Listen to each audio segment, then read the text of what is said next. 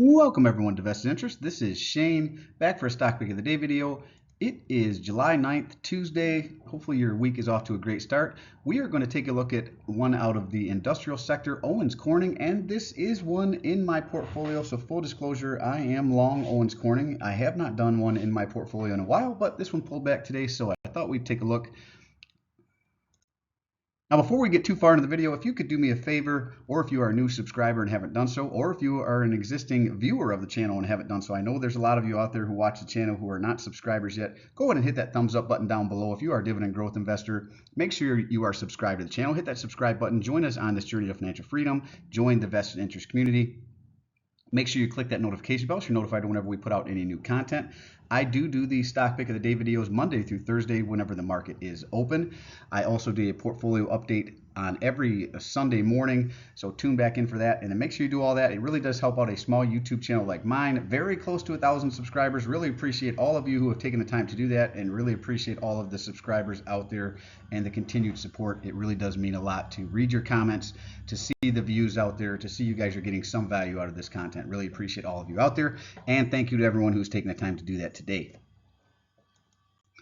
Now, this is the Vested Interest Stock Screener. This is how I look at a company on a high level to see if I'm interested in investing. This is just an initial screener, so even though it may meet 5 of 8, or if it's a bank or an insurance company, 6 of 9, I use price to book for those, 1 being fair value for banks, anything under 1 being undervalued, and anything over 1 being overvalued, 1 being fair value for banks. But price to book you can use for any company, just don't blindly use one. If you're using it for other companies in the industrial sector like this company, Owens Corning, in the information technology sector, consumer staples, consumer discretionary, outside of banks and insurance companies in the financial sector, make sure you are comparing their price to book, whatever that company's price to book is, with other companies in a similar sector and companies with similar products, right? So you want to make sure you compare that price to book, because one does not necessarily apply across industries.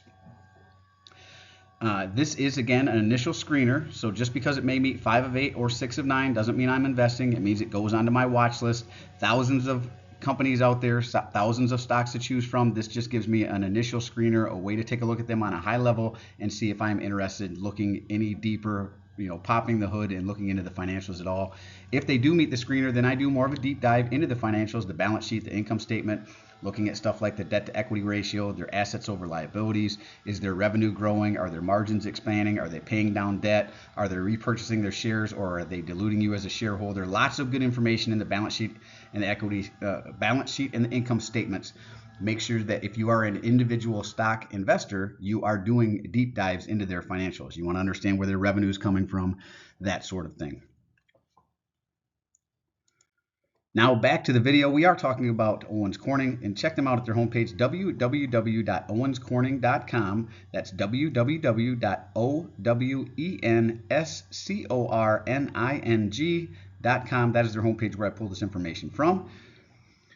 Our story is not simply a history of insulation or building supplies or even the dates of inventions and buildings. It's an intricate tale of innovation and growth spurred by reinvention, curiosity, and strong partnerships built over decades. Our roots reach back to an 1800s lab experiment that, through an unexpected twist, produced mineral wool insulation.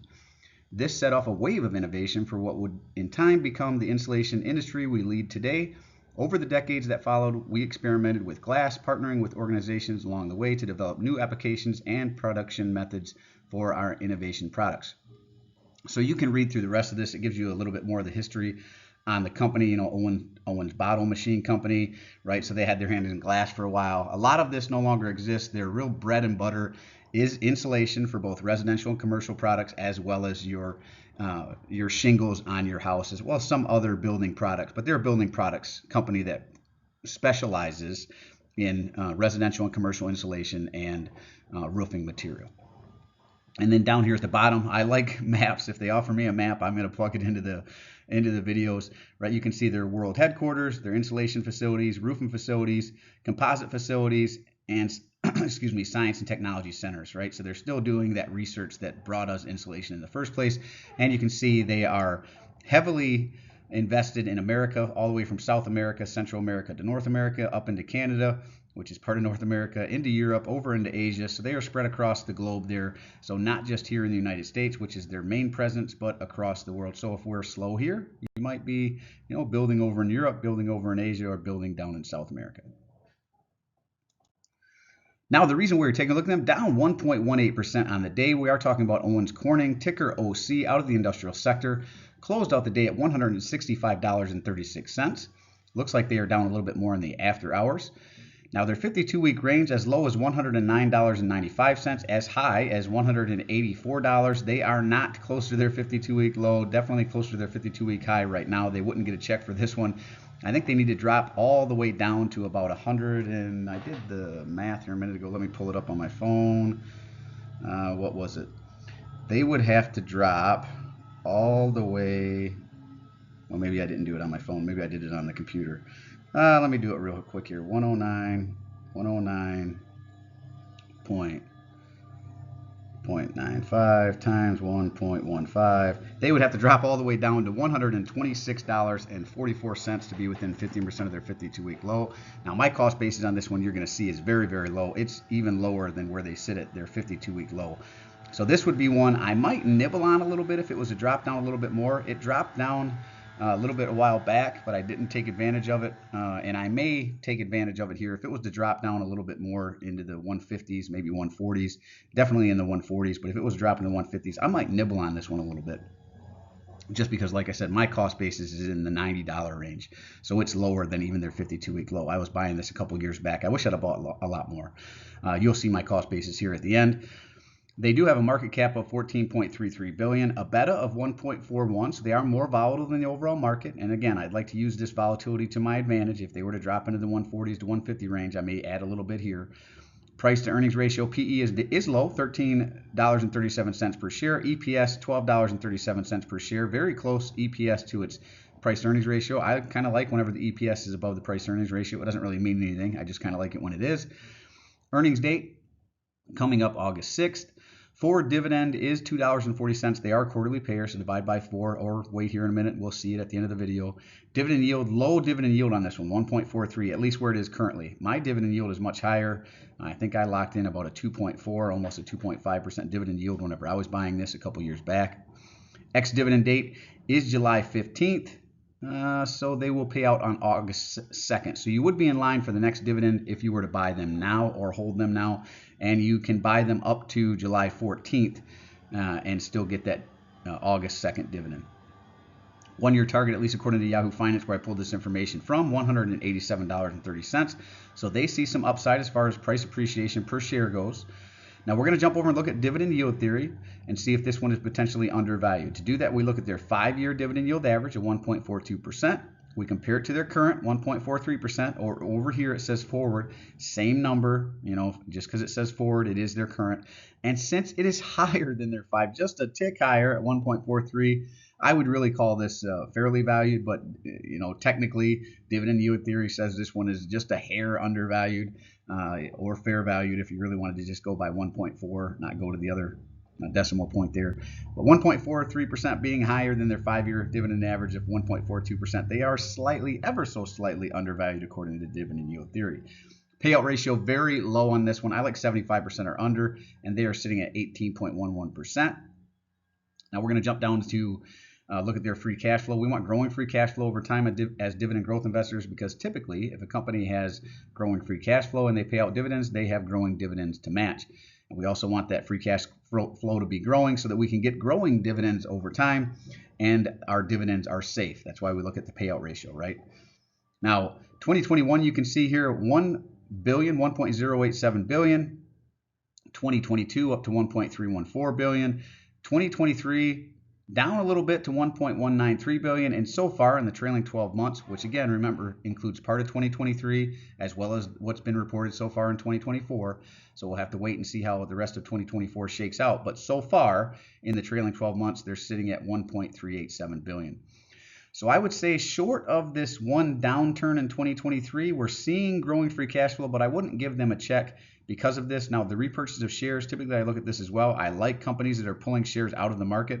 $570 million in 2021. 2022 was a jump up to $795 million.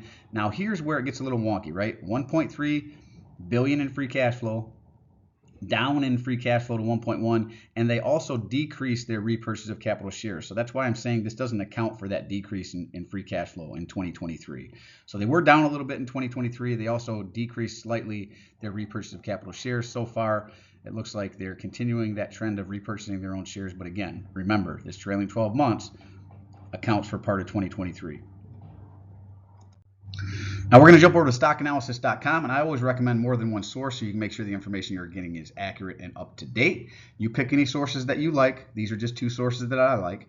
Now they have 13 analysts that have taken a look at this. They call it a consensus buy, and if you were to go to stockanalysis.com, you could click on each one of these little metrics here. So you'd see how many call it a strong sell, a hold, a buy, and a strong buy out of these 13 analysts. They have a low estimate of $145, which would be a 12.41% increase from where or decrease from where it currently sits. Average estimate of $179.85, which would be a 8.64% increase. That's pretty close to what we saw with Yahoo Finance estimate there. And a high estimate of $215, which would be a 29.88% increase. And all the while, you could collect that 1.4% dividend yield, at least if you were to buy them now. Now we're going to jump into statistics and look how efficiently this company is reinvesting its capital. I like 10% or better for return on equity and return on invested capital. And that's what we're going to look at. Return on equity is sitting at 21.7%, so more than twice what I'm looking for at the 10%, what my metric is. And return on invested capital is at 14.9%. Again, I like 10% or better, so they would get a check there. Now I do not like that they did not show the forecasted EPS growth. I typically like 5% or better, so no check for there. They did not list revenue growth either, so that leads me to believe they have an update coming here and just don't have these numbers plugged in yet. Hopefully they get that updated and show us what these are supposed to be. Either that or the company has not reported out an estimated forecast yet. Maybe that's what's coming in August. We're going to jump over to the dividend history to wrap this one up before we get it back to the screener there. And as you can see, again, I am long. Here's my position in Owens Corning. They got a dividend coming up. I do own 44.912 shares. I am up significantly on this position, up 79.77%. I was up at about 90% at one point. I really thought about taking profits there. I did not. Maybe I should have, but that's neither here nor there. That's a different video. When do we take profits? Should we take profits as dividend growth investors? Do we just let our winners run, or do we trim them and take some profits and reallocate capital somewhere else? Maybe that's a video I can do sometime. Let me know in the comment section if you'd like a video of when you should take profits or should you take profits. They again down slightly today. My cost basis very low. My cost basis is $92.35. If you remember, their 52-week low is $109. So again, with my cost basis being so low, even if I was to nibble a little bit, maybe bring this up to 50 shares, that would probably put me in line with where they're at their 52-week low, or pretty close to it. And I could go up to $126. So I could add to this position, even though it is well above my cost basis and still above where it sits at 15% of a 52-week low. My cost basis is just so low on this one. I bought this a couple years ago, and like I said, I wish I really would have backed up the truck and bought more at the time. But, you know, even though you think something might be a steal deal at the time, you know, you never really know for sure, and I don't like to just dump all my eggs in one basket. So I was doing the same thing I always do, kind of spreading out my money, trying to be diversified and not to pigeonhole myself. But on this one, with it being up so much over the last couple of years, I really wish I'd have just dumped a bunch of money in here, more than I did. You know, I put in a little over $4,000 in my own funds, and currently it's worth $7,425. So $3,277 of profit if I was to sell this.